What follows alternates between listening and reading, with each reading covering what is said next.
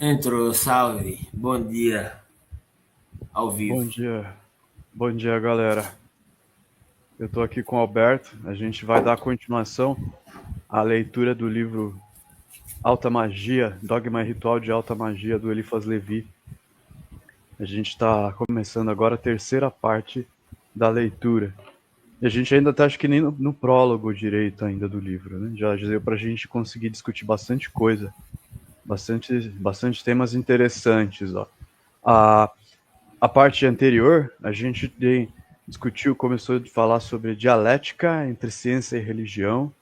A gente falou sobre o Estado como uma expressão religiosa.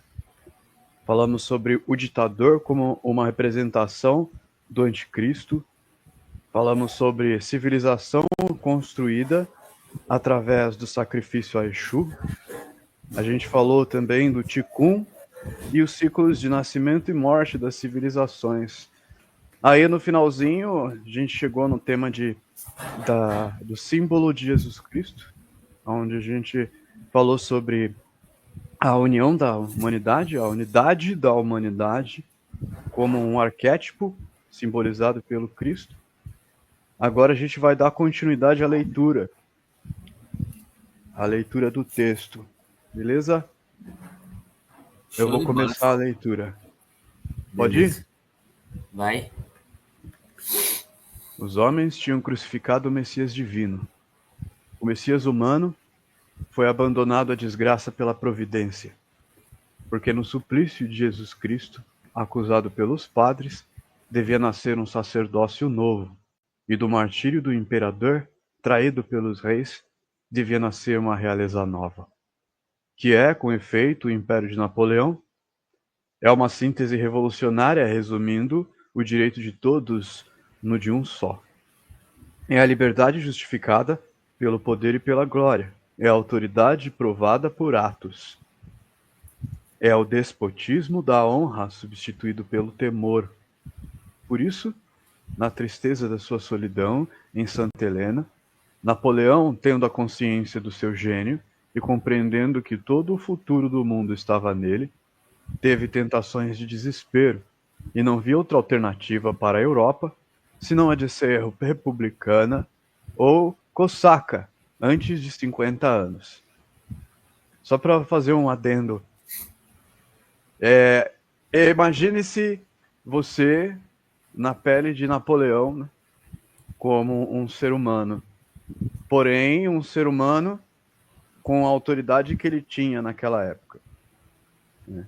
A quantidade de poder que você tinha e a capacidade e o potencial de transformação que cada pequeno ato seu tinha para causar no mundo, né, à sua volta. Tendo consciência disso tudo, como seria para ter um pouquinho de empatia pelo ditador? Como seria estar na pele do ditador? O Mas que cada um eu de, faria, né? O que eu escolheria? Como eu me sentiria? Como eu reagiria? Só uma questão.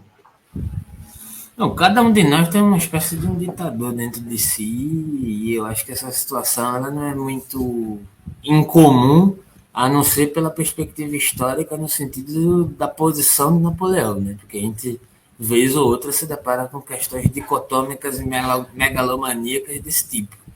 Eu conheço uma pessoa que passa a vida inteira se auto, digamos assim, autoconsolando. É que eu tô falando do ponto de vista psicológico, mas puxando para o lado junguiano, que não é apenas um psicologismo. Inclusive eu falei isso na outra live do que eu fiz com o Otávio lá da UNB, que ele tem uma certa implicância com Jung, mas o que ele disse acerca do realismo complexo tem muito a ver com o que Jung fala, tá ligado? Então, ou seja, ele não conhece Jung direito, conhece através dos Jungianos e reduz o Jung a um psicologista. O Jung, quando fala de psicologia, fala de totalidade, mas não uma totalidade fechada. Então é que ele tem uma espécie de pré-concepção da ideia de totalidade, porque o pessoal do realismo complexo tem uma espécie de aversão à totalidade como uma ligação direta, como se fosse a ideia de totalidade racional, preensível, como Hegel concebe, tá ligado? E aí é como se fosse um palavrão para eles. Aí eu tenho que trocar de termos. Eu não sei se você assistiu essa live, você deveria assistir, inclusive.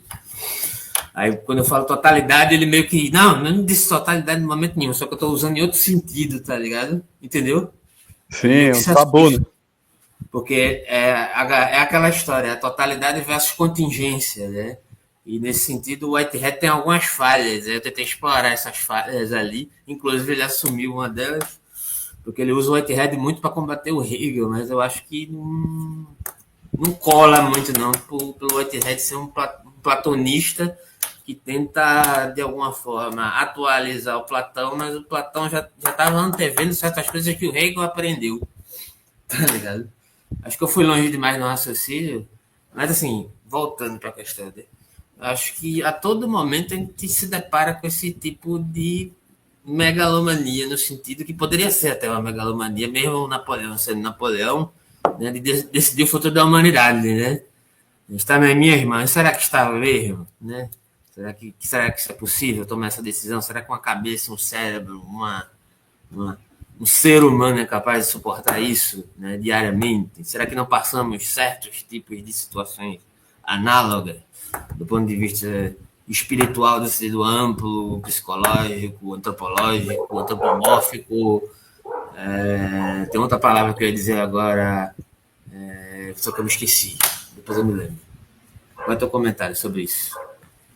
De um ponto de vista de um todo, onde é um todo, então o que se move aqui se move ali. O que se move lá se move cá. Então, todas essas coisas, aparentemente separadas, estariam em sincronia. Então, a mesma autoridade que Napoleão tinha ali naquela, naquela época dele, no contexto em que ele se encontrava, de certa forma também é a autoridade em que cada um de nós se encontraria numa perspectiva de um todo coeso, né? Mesmo que não tivéssemos consciência disso, mesmo que não soubéssemos disso, de uma forma clara, né? Porque também tem a ver com a teoria do caos.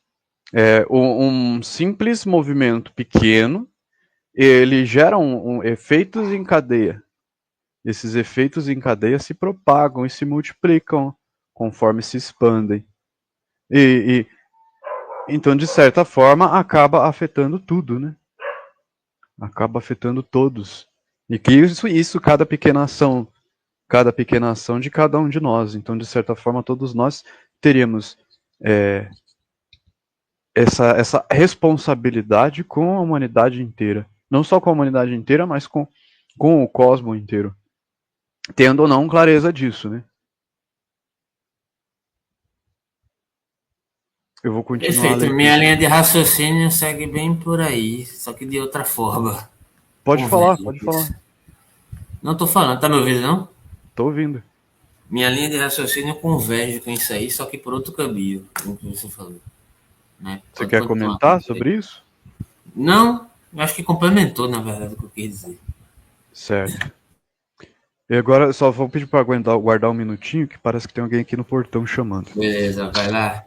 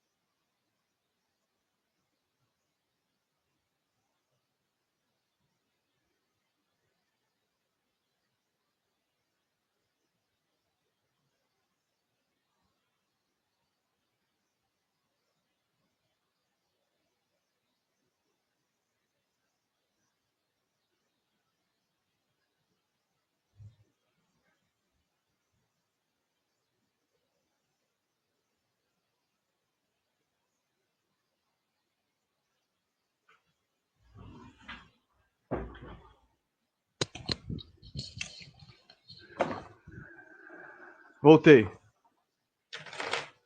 Foi o tempo Continuando a certo leitura. de eu botar o meu café ali. Vai lá. Novo Prometeu, escrevia ele, algum tempo antes de morrer. Estou ligado a um rochedo e um abutre me vem dilacerar. Sim, roubei o fogo do céu. Sim, roubei É o fogo muito, do céu. isso é Pode muito falar. junguiano. Jung explora esse mito do Prometeu até o talo em tipos psicológicos. É o que você falou, só que o Jung explora isso pelas disposições, né, que cada um tem, pelos perfis, né? Poderia talvez fazer um vídeo análogo do perfil psicológico de Napoleão a partir da perspectiva junguiana. Você me deu ideia de fazer uma parada sobre isso.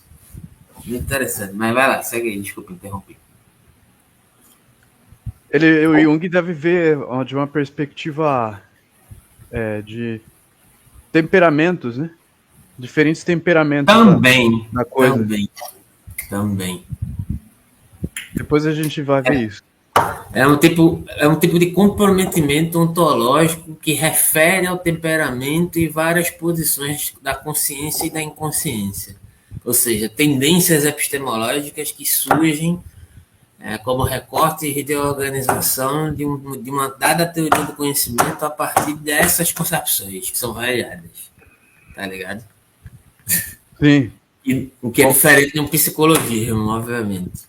Ah, sim, são relatividades arquetípicas, né? Exato. Exatamente. A glória. Sim, roubei o fogo do céu, para com ele dotar a França. O fogo subiu a sua fonte e eis-me aqui. A glória era para mim este ponto que Lúcifer lançou sobre o caos para escalar o céu. Ela reuniu o passado e o futuro, e está separado dele por um abismo. Nada mais deixo a meu filho, senão o meu nome. É bem curioso o que ele fala, né? É bem curioso. O fogo subiu a sua fonte, eis-me aqui. O que será que ele queria dizer com isso, né? O fogo subiu a sua fonte. Isso me remete à elevação de Kundalini, a despertar de Kundalini. Ele em estado de êxtase, sentindo a explosão de energia, né? A explosão de energia dos sentimentos. Em completo êxtase. Então ele estava tendo uma percepção numênica, uma experiência luminosa. Ele estava experienciando, pelo menos quem escreveu isso tinha consciência desse tipo de experiência, né? Desse tipo de coisa. E falar agora, pode falar. Não, diga, continue. Eu ia continuar a leitura. Não, a questão é a seguinte, né? Não se pode saber, eu acho, se ele teve a própria experiência, mas pelo menos ele tinha noção dela, né? Tá ligado? Acho que essa é a Sim, questão. sim. Quem escreveu o texto, no caso Eliphas Levi, ele tinha noção dela, né?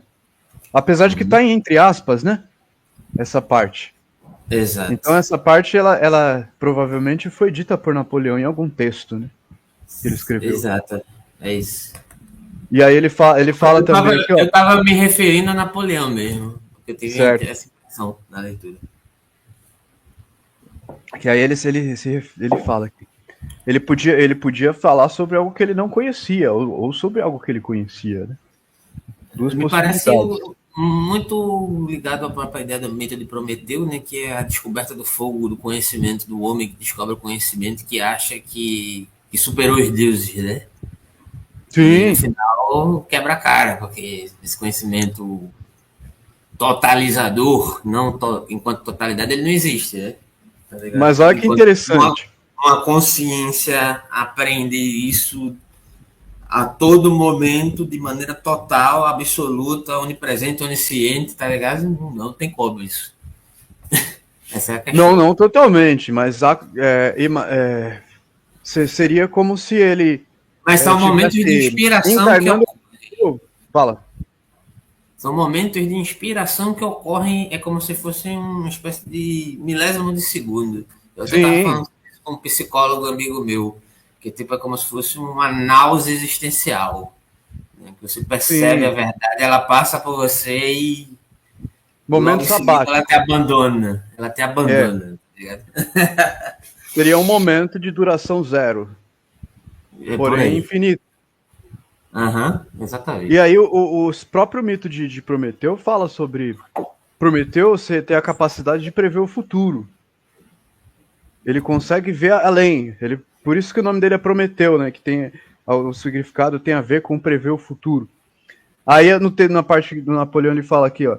Ela reunia ao passado o futuro. Olha que interessante. Essa união das dimensões, né? Você unir o passado e o futuro num agora. Num aqui e num agora. Isso lembra o que a gente falou na live passada? A questão da temporalidade da própria ideia do Exu, né? A temporalidade de quem joga pedra hoje e mata passarinho ontem, por exemplo. É. Inclusive essa dualidade de loucura e revelação, loucura e clareza.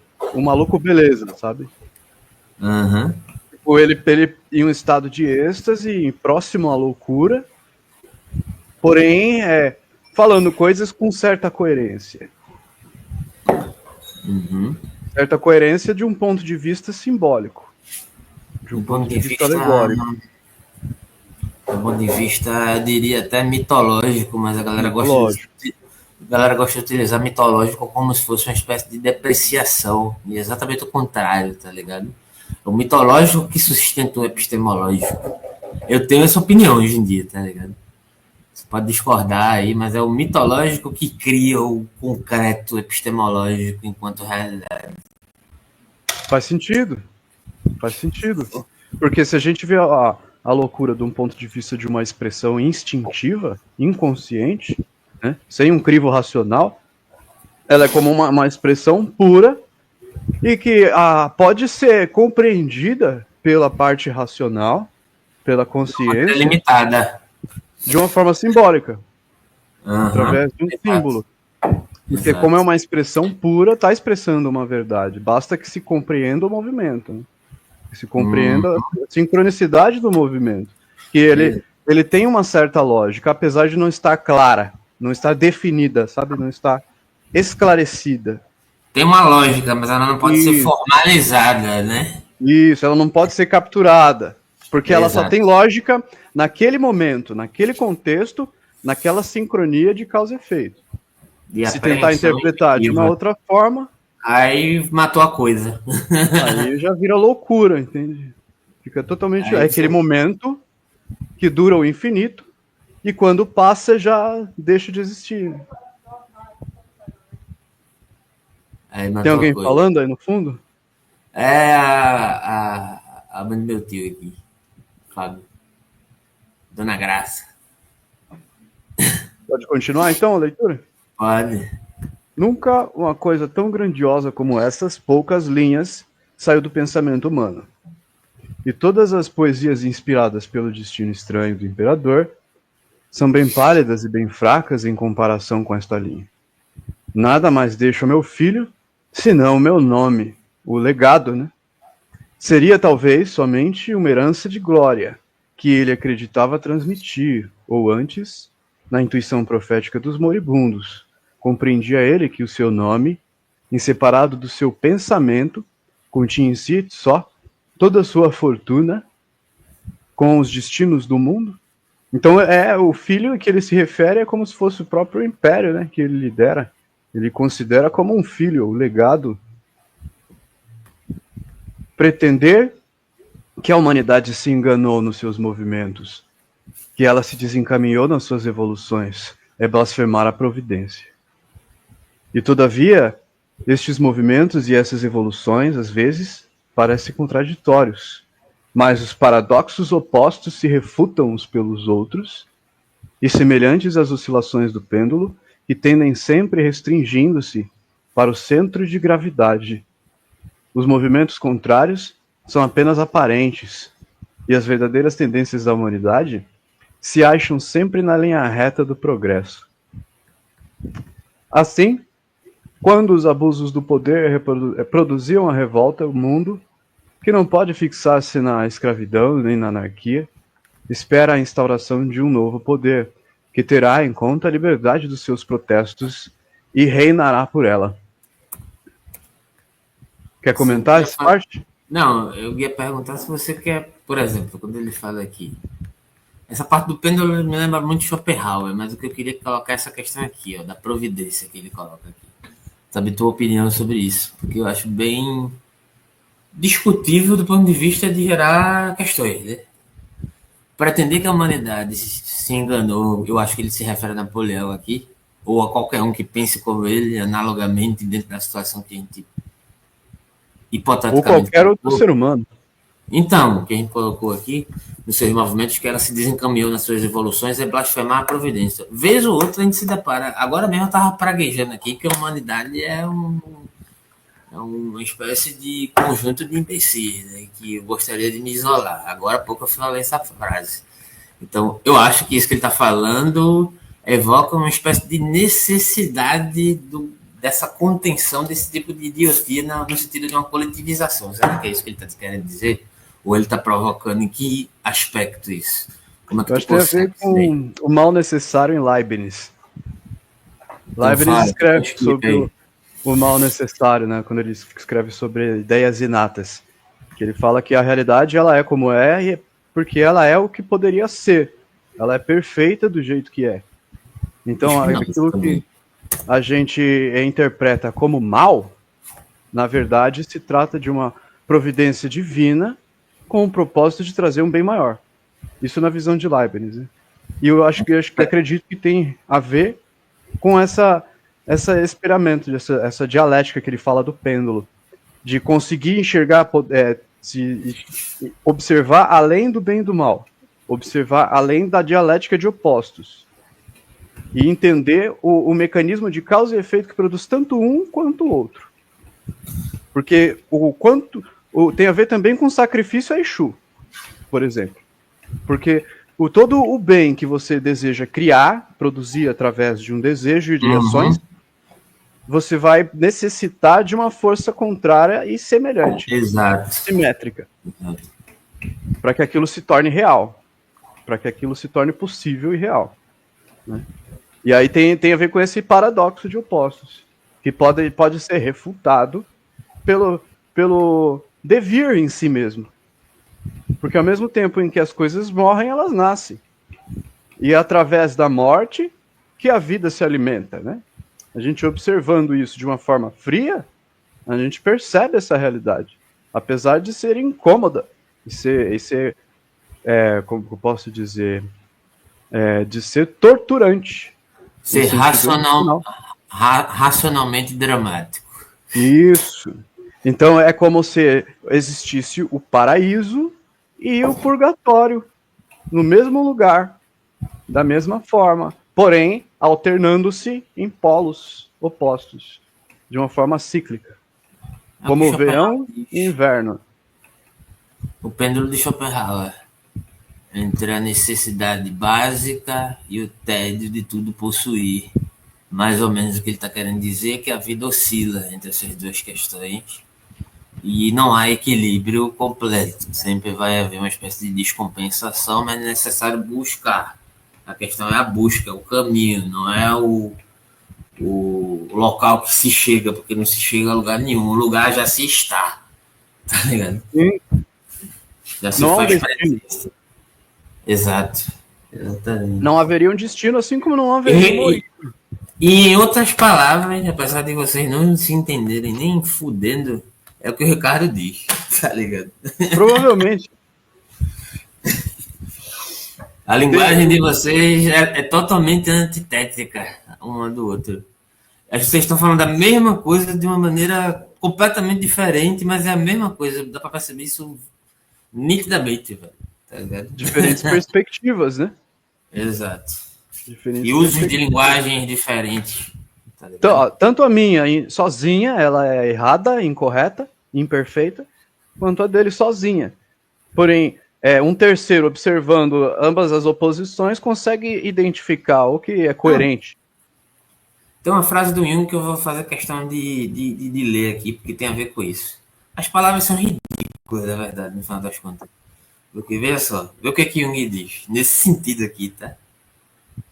são sempre suficientes, são sempre persecutórias. Cadê? Deixa eu achar aqui, eu postei um dia desse aqui no Instagram do canal. Inclusive, sigam lá, quem tiver aí. Aqui, ó, vê o que Jung fala. A solidão é para mim uma fonte de cura que dá sentido à minha vida. Falar costuma ser um tormento. E preciso de muitos dias de silêncio para me recuperar da futilidade das palavras. Assim, para quê? O que é que eu vou dizer se o cara já disse? O que é que eu vou comentar sobre isso se o cara já disse tudo? Tá ligado? Então eu acho que tem relação com isso, né? Tipo. Também tem a ver com Wittgenstein. Eu tava lendo a respeitar o silêncio, entender o silêncio como comunicação. Murilo, principalmente. Murilo tem um incômodo com o silêncio, ele não sabe lidar muito bem com o silêncio. Eu acho, eu tenho essa percepção. Eu gosto do Às silêncio. às vezes ele quer respostas naquele momento, mas aí há uma dialética que a pessoa está no movimento do silêncio, entendeu? E aí há um desencaixe, tá ligado o que eu tô querendo dizer? Sim, Então, às vezes as palavras naquele momento elas não vão conseguir dar conta do que está me abarcando naquele momento, fenomenologicamente e numenamente falando, tá ligado? Enquanto númeno, né? sim. Então, não vou conseguir me comunicar adequadamente com você, porque é muita informação, eu não estou conseguindo lidar com aquilo. Entende agora? Eu tentei te explicar isso de Sim, várias formas, eu tive que trazer Jung agora para poder te explicar isso. Mas isso é muito importante. O silêncio como um afeto ativo também. Não é porque eu estou em silêncio que eu estou rejeitando algo. Talvez eu esteja me preparando melhor para receber esse algo de uma maneira mais interessante. Tá sim, é ligado? verdade. É verdade. Tem a ver com agitação e decantação. Uhum. Silêncio é necessário para que haja compreensão. Exato. Se não fosse o silêncio, as notas musicais elas seriam todas iguais. Só que como há um É, tem, intervalo, as marcações são feitas de silêncio. né? O intervalo, né? O intervalo entre um tom e outro. É por Entre isso que um eu fico pulso e o sempre outro. surpreso E dessa a. galera que diz que lê 500 livros por ano. Eu leio em fragmentos do que me interessa, tá ligado? E geralmente são pessoas 500 é que não muito, têm hein? muita coisa.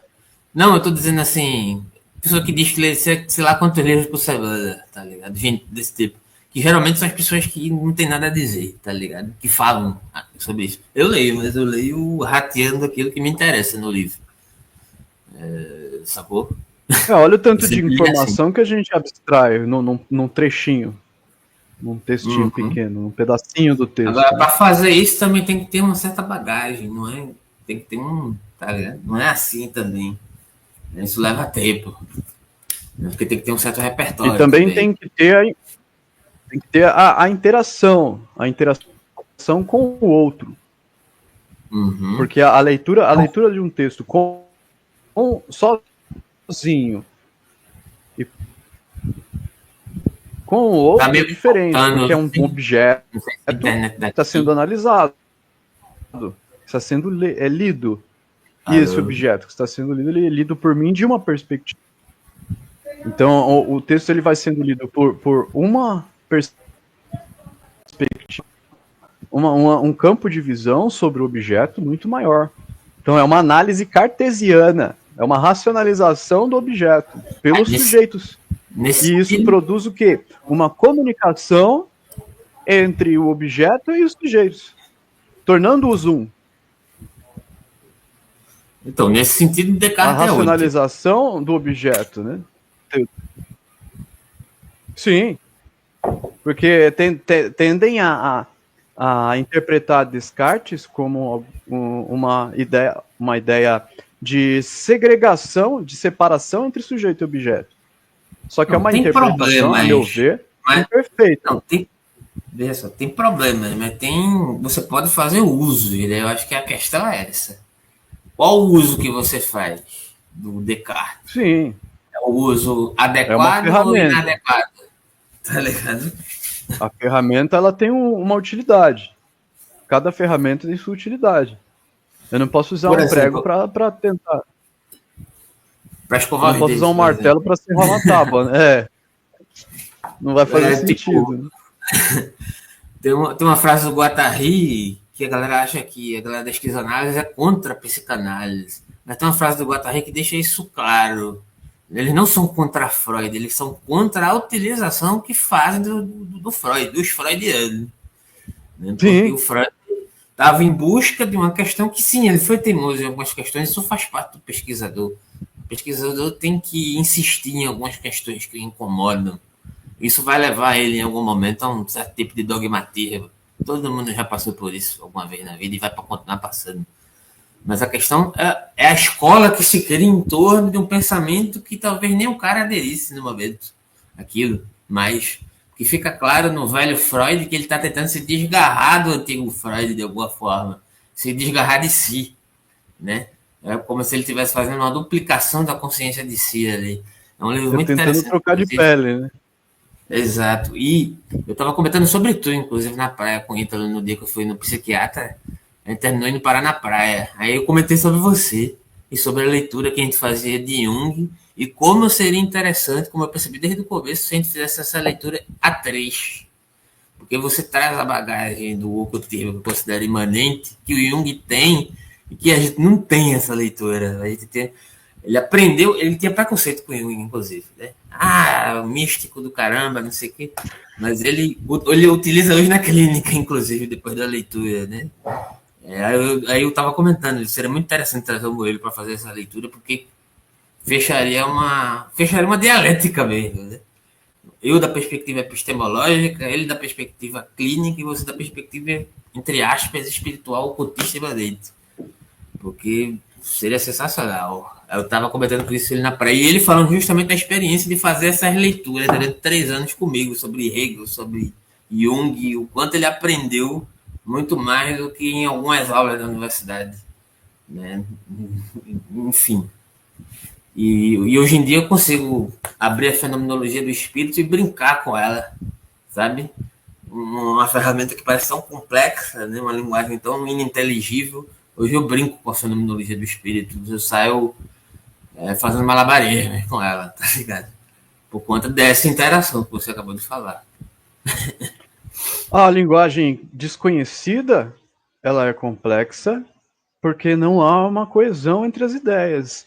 Essa coesão ela só acontece a partir do momento em que as ideias são absorvidas e estruturadas dentro de si, né?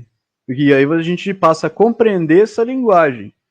E aí aquilo que antes era complexo flui naturalmente.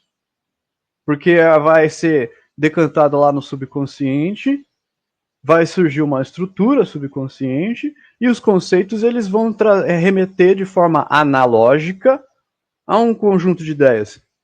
E aí eles aparecem na consciência de uma forma coesa e clara, conforme as palavras vão sendo expressadas. Né? É por isso que é interessante a gente pensar como a ideia do homem renascentista, aquele que desenvolve todas as suas dimensões do conhecimento, tanto práticas quanto intelectuais. Né? Então, as diferentes formas de ciência, as diferentes formas de Exato. filosofia, as diferentes formas de arte, as diferentes formas de atividade física. Então, trabalhar em diferentes áreas. Então, por isso que eu não acho legal essa ideia do indivíduo estratificado, encadeado em uma profissão, onde essa profissão se torna a identidade dele, ele fica aprisionado naquela profissão e passa a vida inteira fazendo uma coisa só. Aí vira um sistema, entre aspas, fordista, né? Onde a pessoa ela fica limitada a um conhecimento específico e não consegue ter compreensão do geral. Não É o consegue cientista ter clareza do social. todo. Alô, Lázaro, ele pede a morte quando eu digo. E o cientista social, o sociólogo, o mau sociólogo, né? Que tem alguns que têm noção disso, né?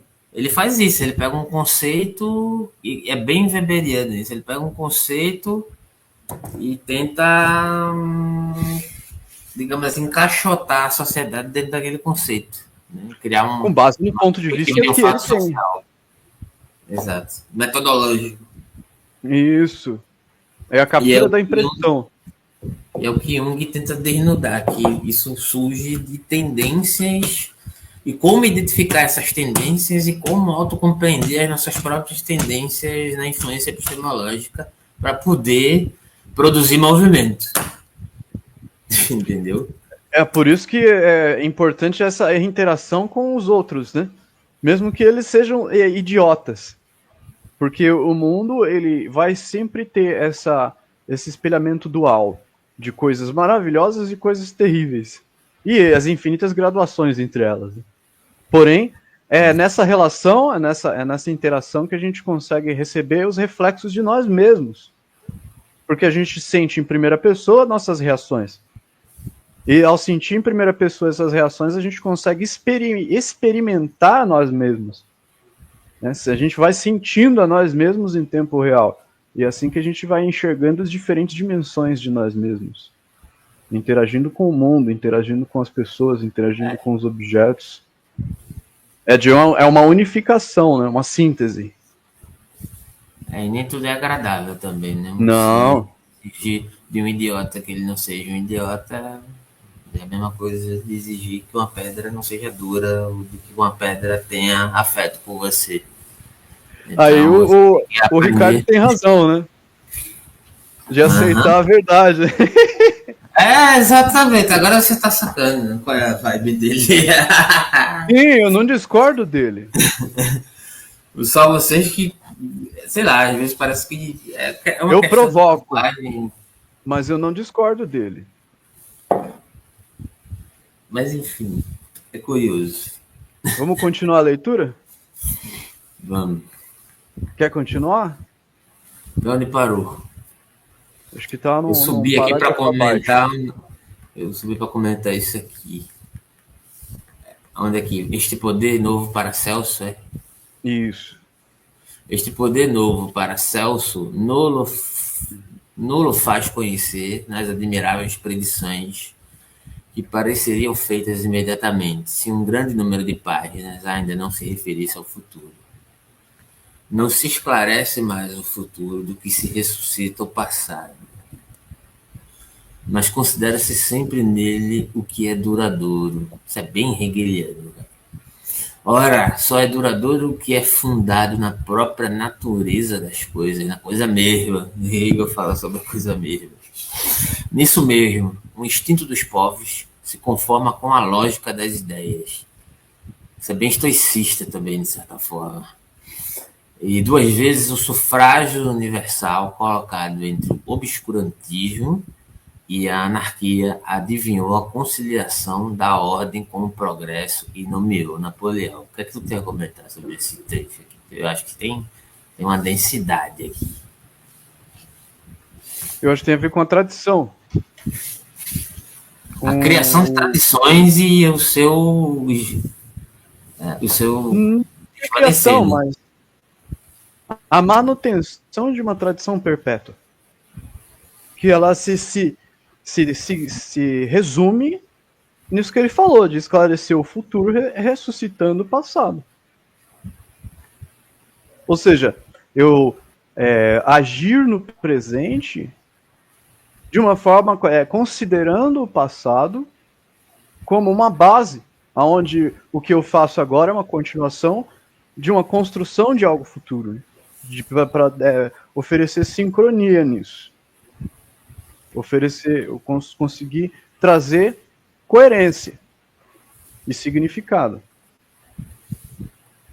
É o que eu consigo ver. O que você acha? Não, sobre essa ideia de tradição única, tradição universal.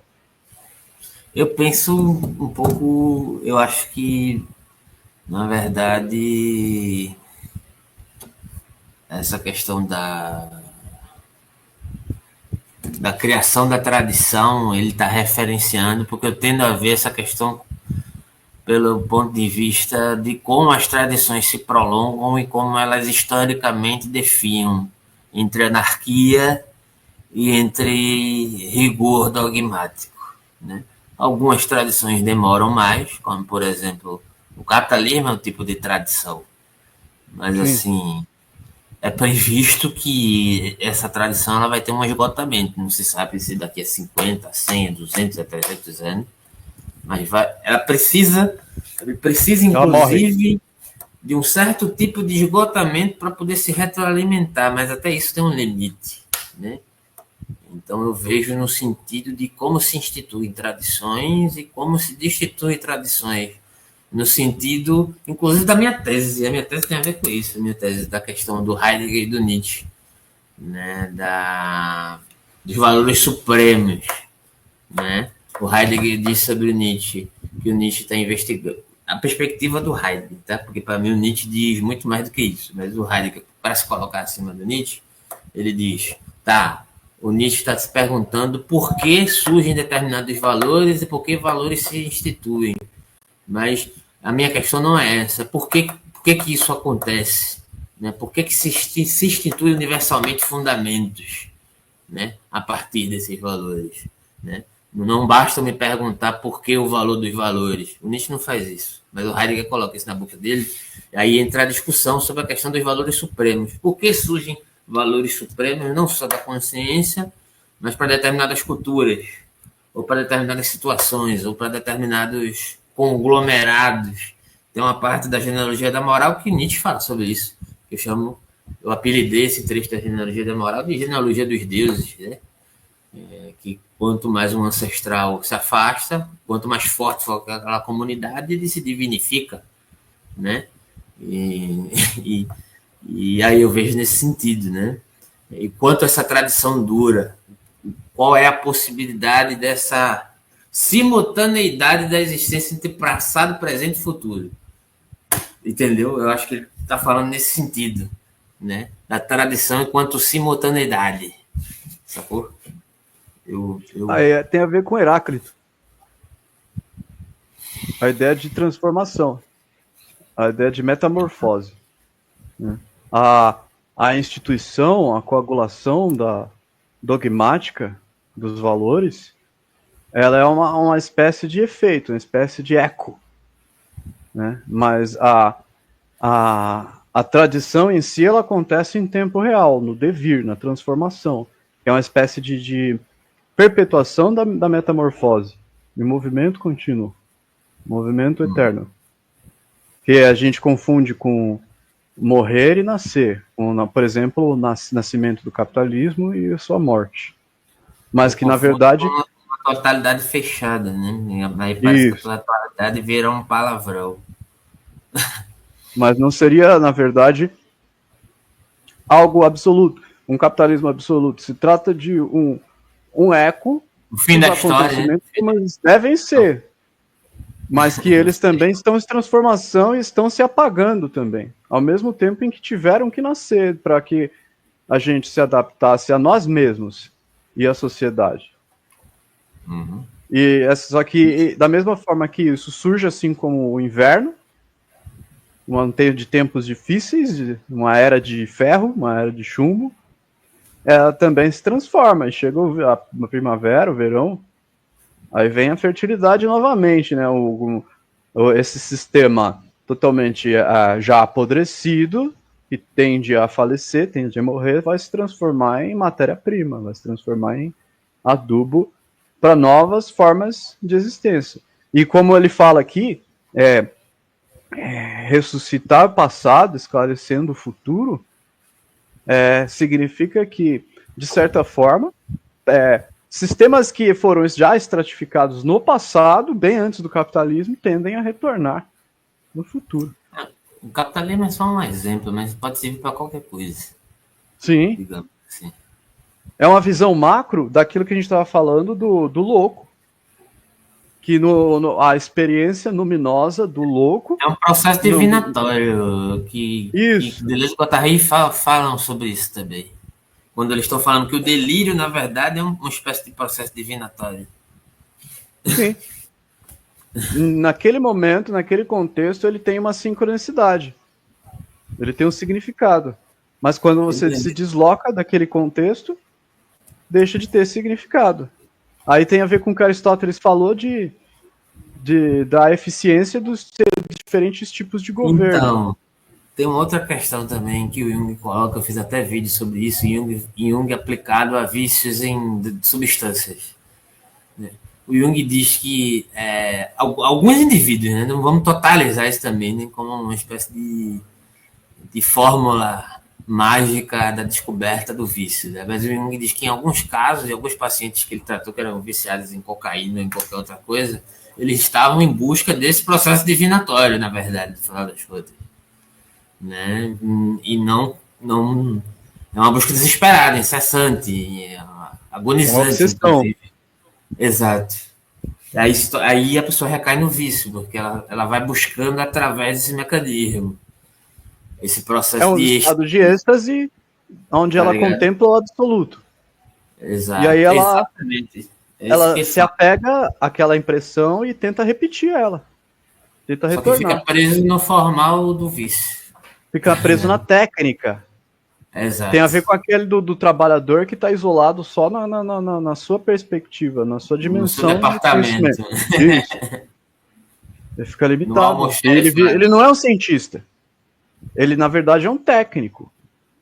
Porque ele reproduz uma forma coagulada. Só Ele é quem trabalha a coisa para o Senhor, na linguagem é hegeliana. isso. O Senhor Então que a é o dono da educação. eternidade.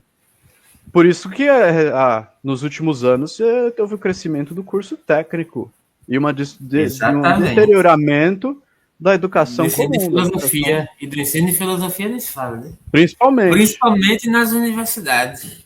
Inclusive. Principalmente. É uma forma de tecnitizar a humanidade, a sociedade.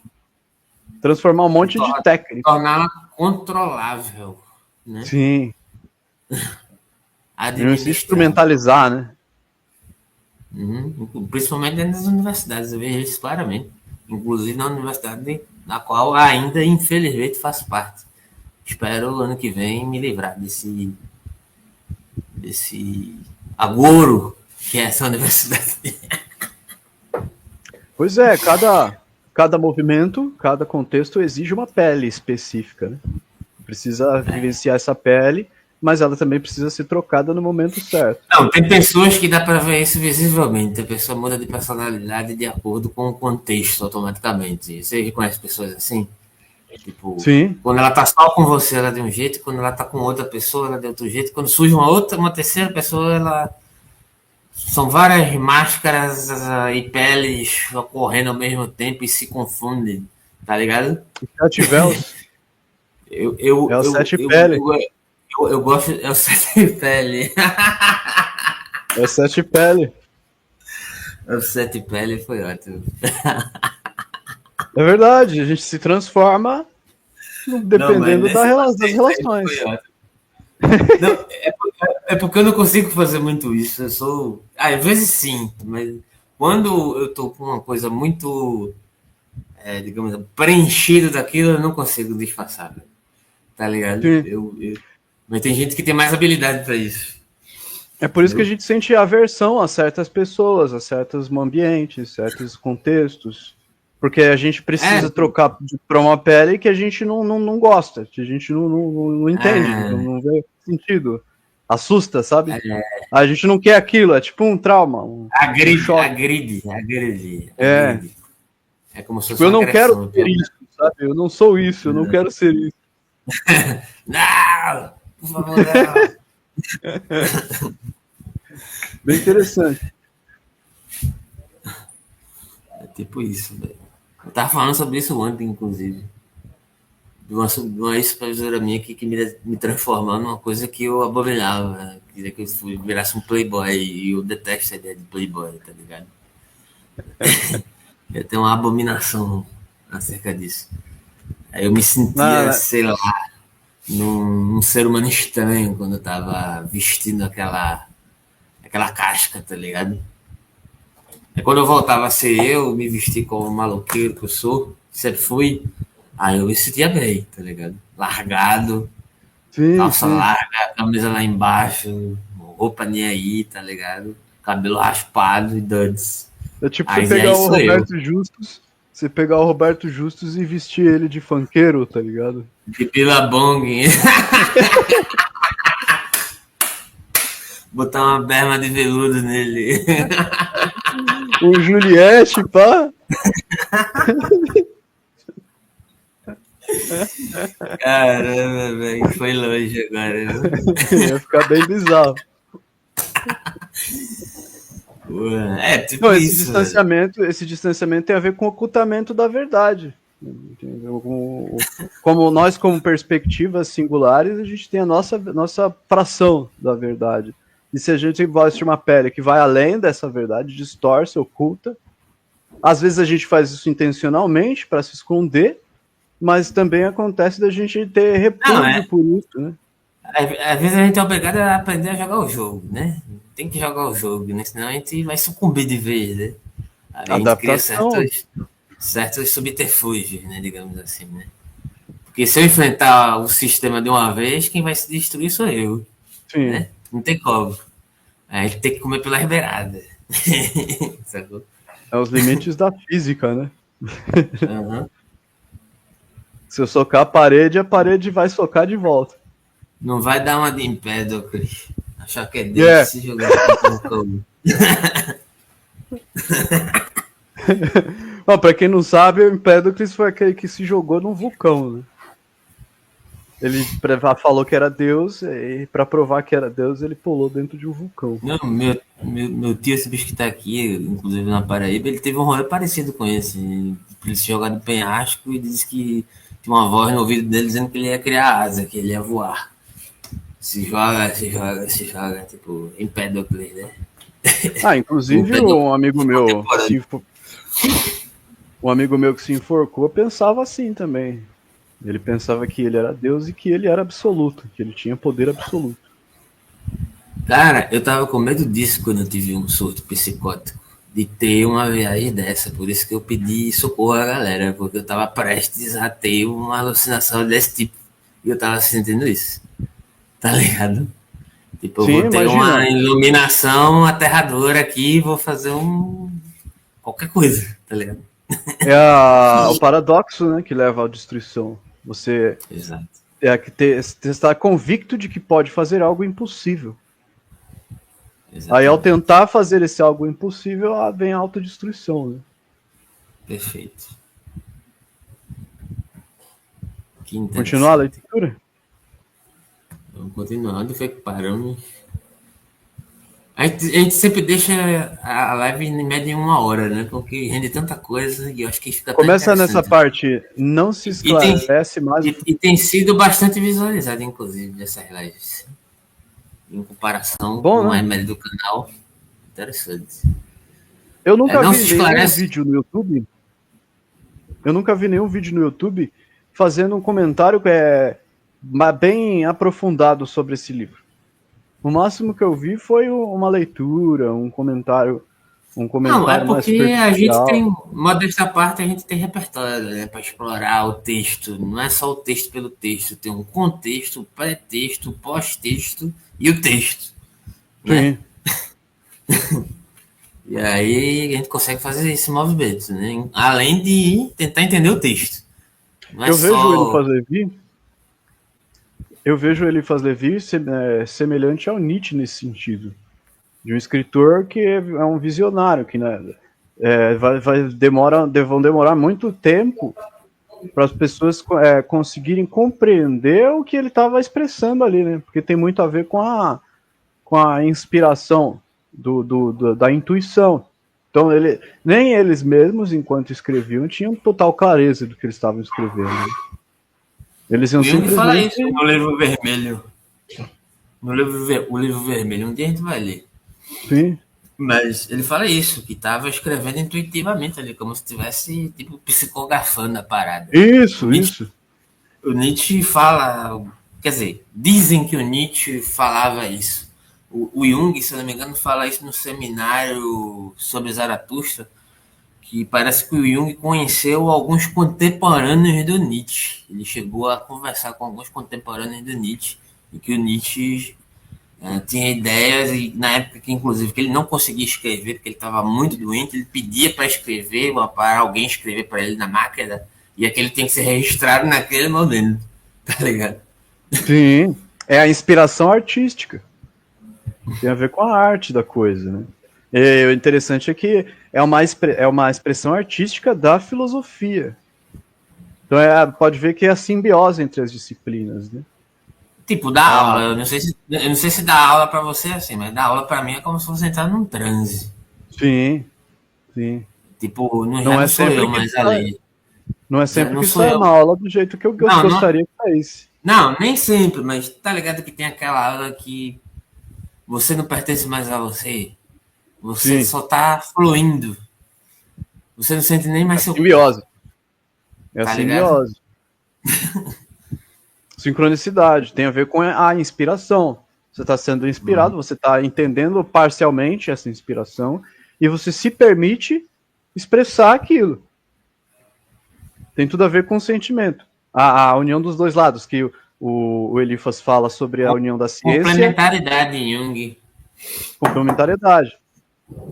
Por exemplo, entre ciência e religião. Uma sala de aula, por exemplo, De uma ela maneira também é adequada, né? De uma maneira adequada. de uma maneira Né? adequada, simétrica, né? Aham. Entre o conhecimento científico e a inspiração, entre aspas, religiosa. Uma sala de aula é um templo, Nesse onde, sentido, exatamente. onde o conhecimento e a sabedoria ali é uma espécie de inspiração, uma espécie de Exatamente. manifestação. Perfeito. Não poderia concordar mais. Nesse sentido, sim. Não no tipo de bitolação que fazem ou tentam fazer em colégios religiosos ou militares ou coisas do tipo. Tá ligado? Religião nesse sentido. Não tenho que acrescentar mais. Vou continuar a leitura aqui. Eu acho que daqui a pouco a gente pode ir fazendo os comentários finais. É sempre a gente pega trechos pequenos e faz uma. Mas é Sim, bom, sim. porque vai. Daqui uns 10 Eu anos a gosto, gente termina o livro. eu gosto desse ruminar. O Nietzsche falava sobre essa questão do ruminar também, né? Ruminar o texto, né? Digere ele devagar também. Mas quando preciso, vai direto ao ponto, mas também rumina, né? Sem Onde foi pressa. que eu parei? Sem pressa e sem vagarosidade, mas com necessidade, né? Com Sim. a emergência do momento, tá ligado? Era Utilitarismo. isso, tá ligado? Eu odeio aquele negócio que a galera na universidade, vamos fazer a leitura estrutural do texto. Deu um soco no meu estômago, mas não me venha com essa parada de leitura estrutural, velho. Eu nem sei o que é isso. Beleza. É tipo um formato que você tem que se adequar para fazer a leitura do texto. Se você não lê o texto daquela forma inicialmente, nada que você diga sobre o texto vale. Tem certos grupos de estudo que funcionam assim. É Tá? igual a forma como leem a Bíblia, né? Eu passei 10 anos num grupo de estudos. É tipo de Nietzsche, que era um grupo que parecia que tava lendo a Bíblia, tá ligado? O que é uma grande piada, tá ligado? E passei 7 anos calado, até que eu mandei um áudio de meia hora pro meu ex-orientador, escrachando ele educadamente, né? Mais um áudio de meia hora que estava entalado durante 7 anos, tá ligado? É que Nietzsche ele se tornou o legado dele se tornou uma religião, né? Não, ele abominaria esse tipo de coisa. Claro, claro. Grupos acadêmicos em torno dele. O cara já saiu da academia porque não suportou aquilo. Começou a Ele viajar com previu uma isso. malinha. Ele começou a viajar com uma malinha cheia de livros, sendo sustentado pelos amigos, tá ligado? Porém, Pra escrever os livros. ele mesmo acabou idolatrando a própria religião. Sim, No, no Esse Homo, isso ele faz isso. por isso se perdeu, foi-se embora. É que nem aquela música do Racionais. Entrei pelo Sorrado e tomei, você nem viu. Ele subiu, virou um balão. Tá ligado? Tá ligado? Foi longe demais. Ele caiu na própria mentira. Pois é. Ele virou um balão de gás hélio. Feito padre do Padre. balão. Ele virou o padre do balão. Boa, boa. Fazer um meme com o Nietzsche pendurado nos balões, assim.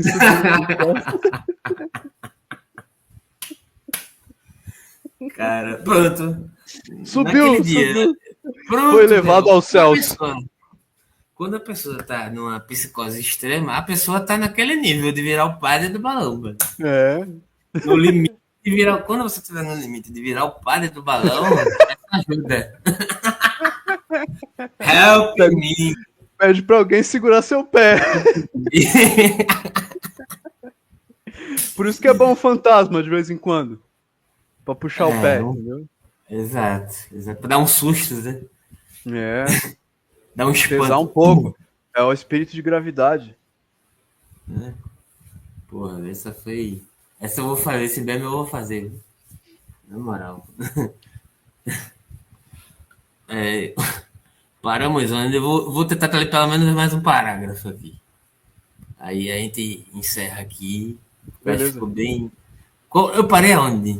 Isso aqui. Começa aqui, ó. Não se esclarece mais o futuro. Não se esclarece mais o futuro do que se ressuscita o passado, mas considera-se sempre nele o que é duradouro. Ora, só é duradouro o que é fundado na própria natureza das coisas.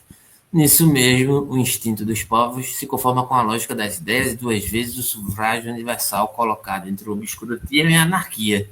Adivinhou a conciliação da ordem com o progresso e nomeou Napoleão. Aí agora eu vou ler outro parágrafo.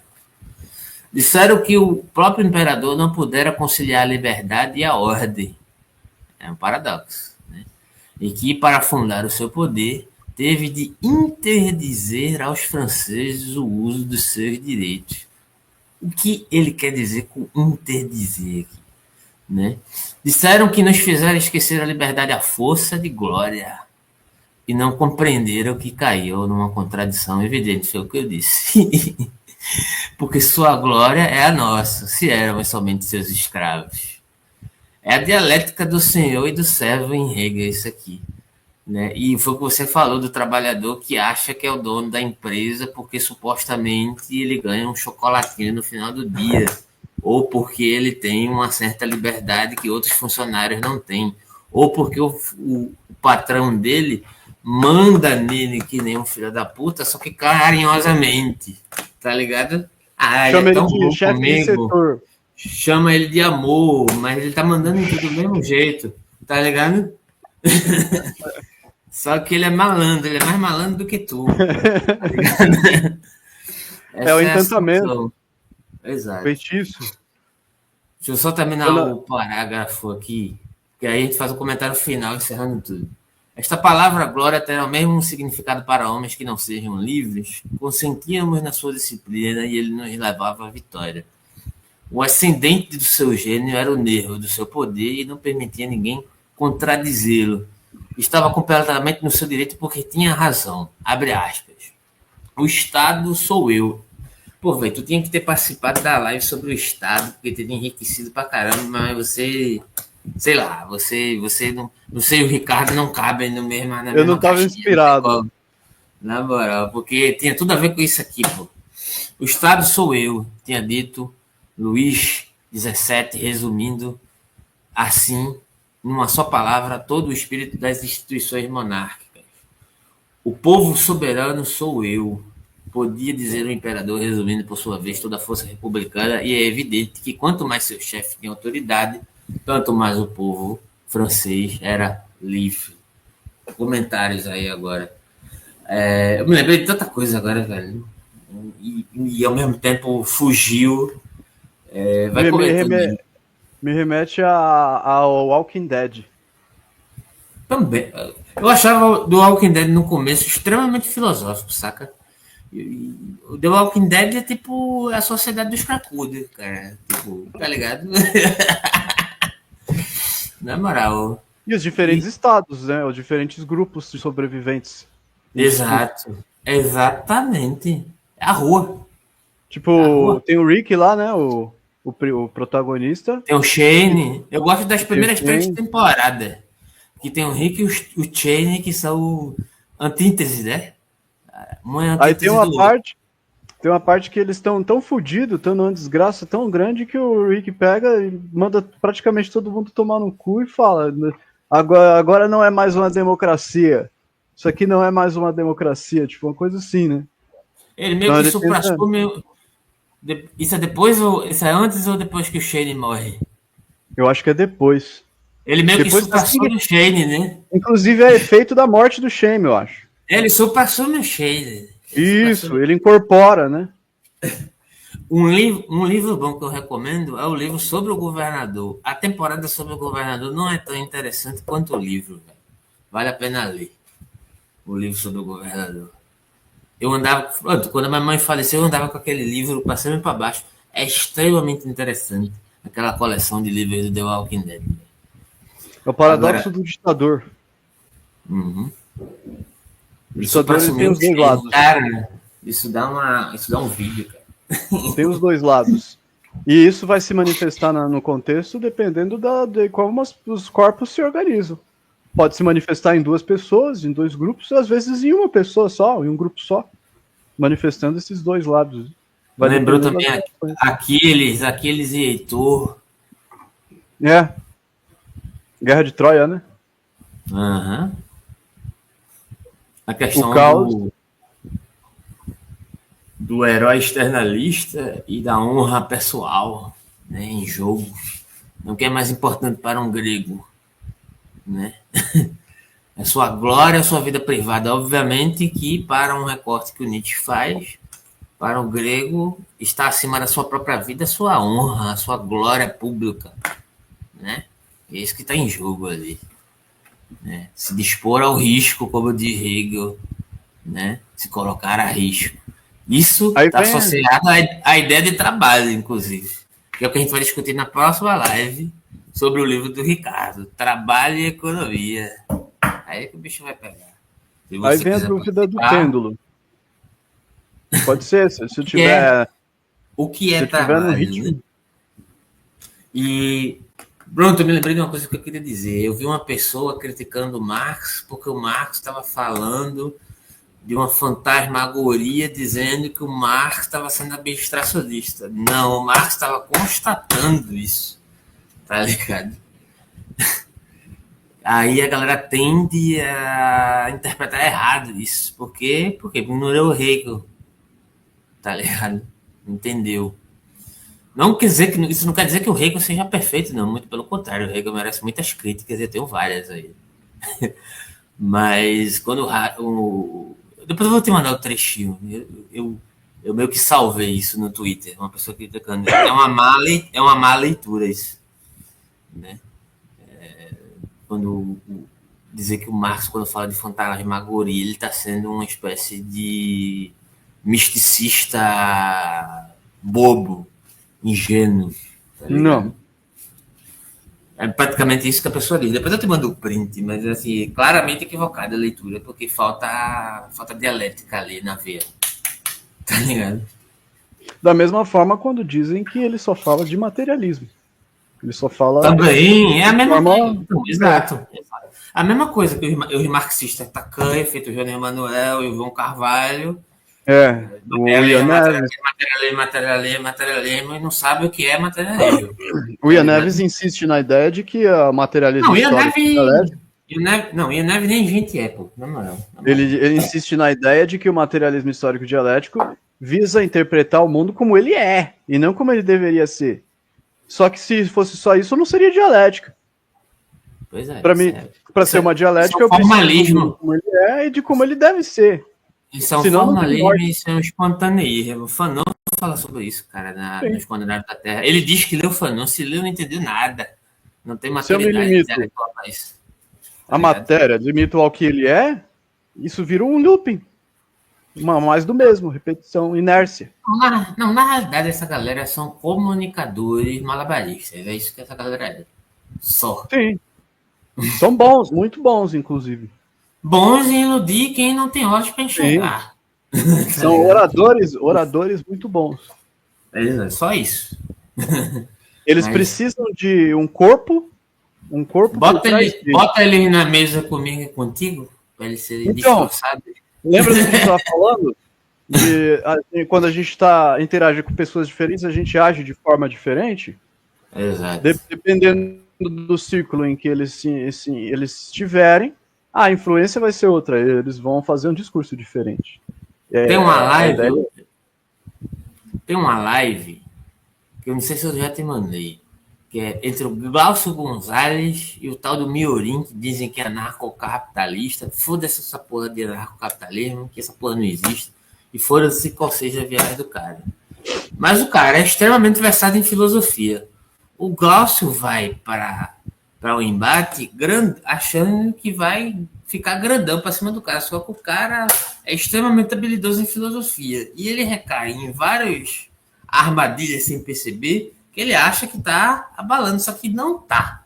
Tá ligado? Quem tá vendo de fora percebe que ele tá levando uma surra filosófica do cara, apesar do cara ser um anarcocapitalista, porque o cara é habilidoso filosoficamente. Por mais que seja um sofível, tá ligado? Por vezes. É igual o Slash. Mas ele está sendo massacrado, tá ligado? O Slash, sabe o Slash? Do guitarrista do Guns N' Roses? Aham. Ele tocando guitarra. Quem não sabe tocar guitarra, vai ver ele tocando e fala, nossa, ele é o melhor guitarrista do mundo, tá ligado? Só que quem conhece guitarra vê que ele tá só reproduzindo uma escala. Ele tá mexendo com os sentimentos. Ele tá mexendo com o feeling. É o feeling. O que conta é o feeling. É o sofista, né? Aham. Aí, porra, perfeito. Isso dá uma discussão sobre a utilização da música como feeling, como técnica, inclusive. Porque uma coisa não exclui a outra. Só técnica também não. Aquele guitarrista que dá 50 mil arpejos por segundo também não me interessa. Foda-se. Então, tá ligado? Foda-se seus arpejos. Tá ligado? Não faz Foda-se sentido, sua né? pentatônica. Tá ligado? Pois Não tô é. interessado só nisso. É a dialética entre feeling e a técnica também. O cara que consegue fazer isso é o que me interessa. Tá ligado? Depois eu te mando essa live pra tu dar uma sacada. Isso, assim, o cara isso vai é grandão. bem... Aí é assim, aí quando você bota o cara na Vera, eu queria um cara que diz que sabe lutar. Não, eu sei lutar. Bota o cara no ringue, vamos lutar agora de verdade. Aí a gente vê, a gente separa. Aí eu tomo um pau. Aí, tipo, ou não, ou mostra o que sabe, tá ligado? É. Sacou? Mas geralmente quem fala muito não faz muito, né? É sempre assim. Quer Enfim, finalizar? terminou. Não, você pode finalizar se você quiser. Vamos finalizar então. Só para finalizar, eu ia falar sobre essa necessidade do ditador. Porque aparentemente ele é algo ruim. A gente pode retomar desse ponto do soberano na próxima, porque ficou bem. Acho que é um Sim. bom ponto da gente tocar nisso, porque, sabe? Sim, porque isso mesmo. Para resumir, né? É bem explorável isso aqui, no mínimo, para dizer. Tá ligado? O Estado sou eu, o povo soberano sou eu. Dialética entre a ditadura burguesa e a ditadura proletária, por exemplo. Ambas ditaduras. Ambas imposições. Inclusive, como tá na moda a galera nazista aí, eu tô com meio campo pra vender, só tô com medo de botar na internet e a galera me banir. Tá? Que tiver Eu acho que não é proibido, né? Rapaz, é um Acho que negócio não é meio proibido. assim. Eu comprei faz muito tempo na estante virtual para saber o que ele diz, assim, e ver o que ele fala sobre o comunismo, e ter argumentos, tá ligado? Você leu isso? Se eu li, já tem um livro, pô, eu tenho um make-up. Quer que você achou? comprar? Quero. Eu acho que é. Quer comprar? Eu vendo. Quero. Manda o Demorou, Pix, vou comprar. Aí, tipo. Como é que se diz? Por que tu perguntou mesmo? É um livro bem desenvolvido, porque ele não era muito idiota, mas tem vários gatilhos de autoritarismo ali, e direcionamentos e palavras de ordem muito bem claras, assim, muito bem direcionadas, que em certo sentido me lembrava até o que o Bolsonaro dizia na época. Tem certos trechos. Na época, isso que eu tô falando, antes dele ser eleito, cara. Ah, Tá o ligado? Mein Kampf devia ser a Bíblia do Bolsonaro, pô. Não, tem muita coisa que lembra, muita coisa que o Bolsonaro falava ali. Eu ficava assim, porra. Eu levava aquela porra pro trabalho. Eu tinha coragem, né? É louco? Sair com aquilo no metrô. Não, mas é porque é Careca objeto assim de ainda. estudo. Não, não. Pá, a mina, tem uma mina que era a maior amiga minha no curso, que ela achava que eu era nazista, por causa do cabelo raspado. Pronto, tem um velho, um playboy, um padre e um nazista.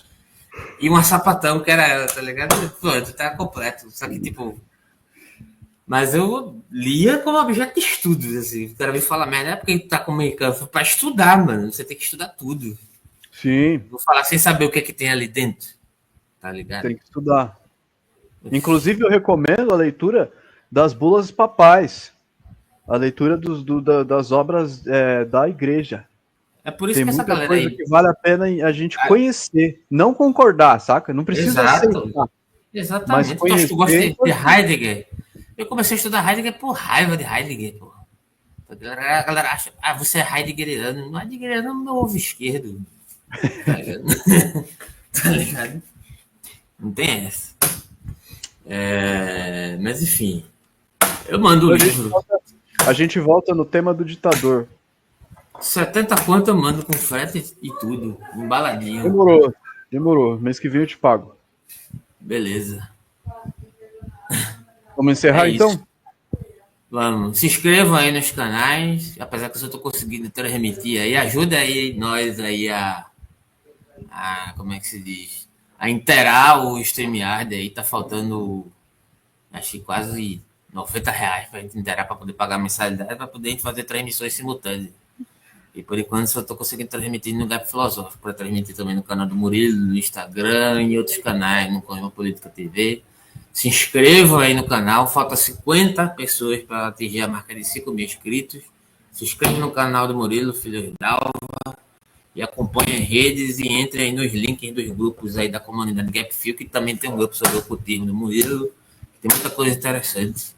E tem vários outros grupos, tem muita coisa ali sobre africanidade, sobre povos indígenas reais, né, que a gente tem contato real, né, não só como alegoria, feito muita gente utiliza por Sim, aí. lembrando que Apesar tem da toda uma gente, rede.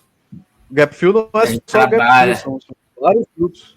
tem várias outras coisas também, tem vários outros Vários grupos que grupos. acontecem ali Até dentro. até o Breno Altman tá num É desses só, grupos aí.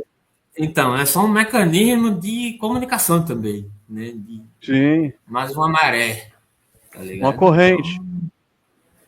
E se você puder chegar junto, o Pix está aí embaixo e passando aí na tela, porque aí fortalece a gente a sustentar as plataformas. Valeu, Murilo. Grande abraço diretamente de Jacobã. Primeira live que eu faço fora de Pernambuco. Valeu. É nóis. Falou, tchau, tchau.